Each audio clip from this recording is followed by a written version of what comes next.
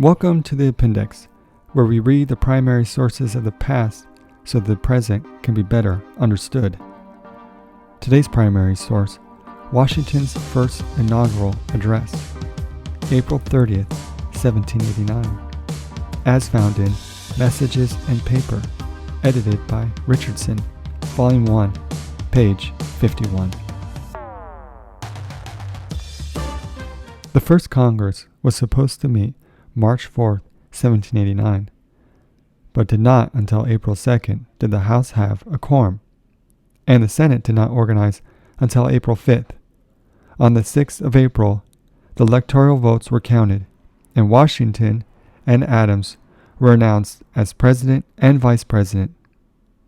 Charles Thomson was sent to notify Washington of his election, and on April 16th, Washington set out from Mount Vernon for New York.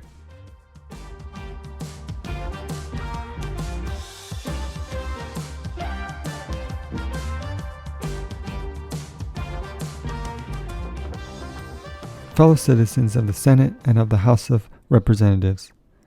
among the vicissitude incident to life, no event could have filled me with greater anxieties than that of which the notification was transmitted by your order and received on the 14th day of the present month. On the one hand, I was summoned by my country, whose voice I can never hear but with veneration and love, from a retreat which I had chosen with the fondest predilection, and in my flattering hopes, with an immutable decision as the asylum of my declining years. A retreat which was rendered every day more necessary as well as more dear to me by the addition of habit to inclination, and of the frequent interruptions in my health to the gradual waste committed on it by time. On the other hand, the magnitude and difficulty of the trust to which the voice of my country called me, being sufficient to awaken in the wisest and most experienced of her citizens a distrustful scrutiny into his qualifications, could not but overwhelm with despondence one who, inheriting inferior endowments from nature, and unpracticed in the duties of civil administration, ought to be particularly conscious of his own deficiencies. In this conflict of emotions, all I dare aver is that it has been my faithful study to collect my duty from a just appreciation of every circumstance by which it might be affected. All I dare hope is that if, in executing this task, I have been too much swayed by a grateful remembrance of former instances, or by an affectionate sensibility to this transcendent proof of the confidence of my fellow citizens, and have thence too little consulted my incapacity as well as disinclination for the weighty and untried cares before me, my error will be palliated by the motives which misled me, and its consequences be judged by my country with some share of the partiality in which they originated. Such being the impressions under which I have, in obedience to the public summons, repaired to the present station, it would be particularly improper to omit in this first official act my fervent supplications to that Almighty Being who rules over the universe, who presides in the councils of nations, and whose providential aids can supply every human defect, that his benediction may consecrate to the liberties and happiness of the people of the United States a government instituted by themselves for these essential purposes, and may enable every instrument employed in its administration to execute with success the functions allotted to his charge. No people can be bound to acknowledge and adore the invisible hand which conducts the affairs of man more than of the United States. Every step by which they have advanced to the character of an independent nation seems to have been distinguished by some token of providential agency, and in the important revolution just accomplished, in the system of their united government, the tranquil deliberations and voluntary consent of so many distinct communities from which the event has resulted cannot be compared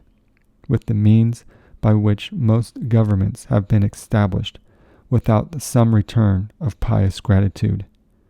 along with a humble anticipation of the future blessings which the past seemed to presage. By the article establishing the executive department, it is made the duty of the President to recommend to your consideration such measures as he shall judge necessary and expedient. The circumstances under which I now meet you will acquit me for entering into that subject further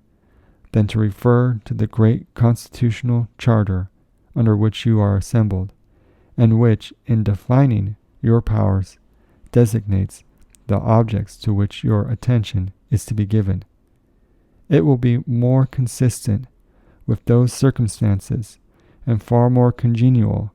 with the feeling which acutes me, to substitute, in place of recommendation of particular measures, the tribute that is due to the talents, the rectitude, and patriotism which adorn the characters selected to devise and adopt them.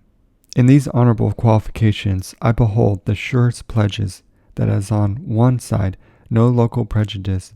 or attachments, no separate views nor party animosities will misdirect the comprehensive and equal eye which ought to be watched over this great assemblage of communities and interests, so on another, that the foundation of our national policy will be laid in the pure and immutable principles of private morality, and the preeminence of free government be exemplified by all the attributes which can win the affections of its citizens and command the respect of the world.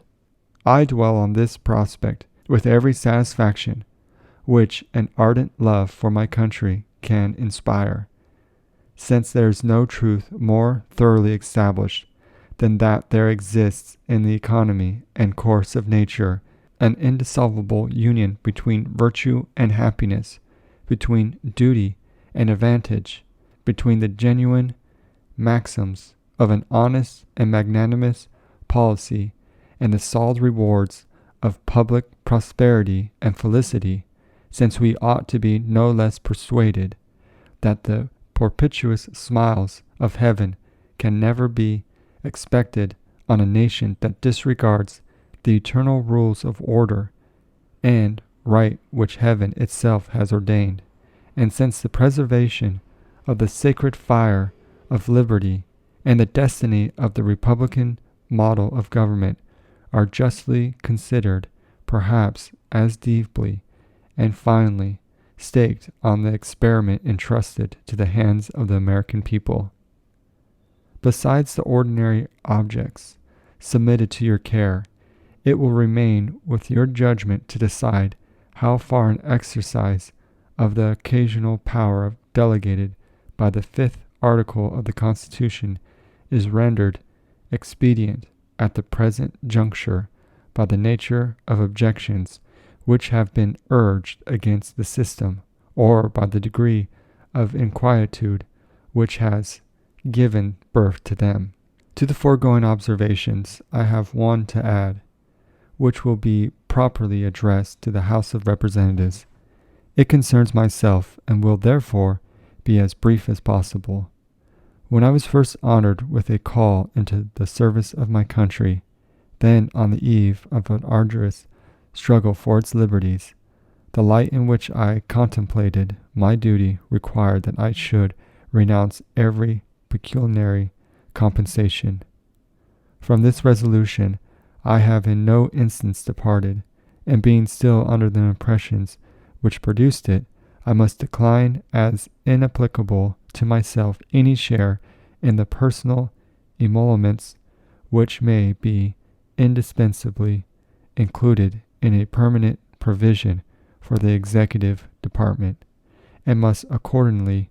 pray that the pecuniary estimates for the station in which I am placed may during my continuance in it be limited to such actual expenditures as the public good may be thought to require. Having thus imparted to you my sentiments,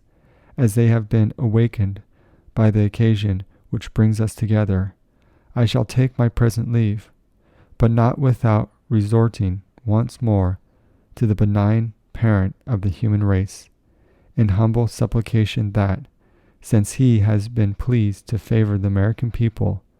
with opportunities for deliberating in perfect tranquility, and dispositions for deciding with unparalleled unanimity on a form of government for the security of their union and the advancement of their happiness,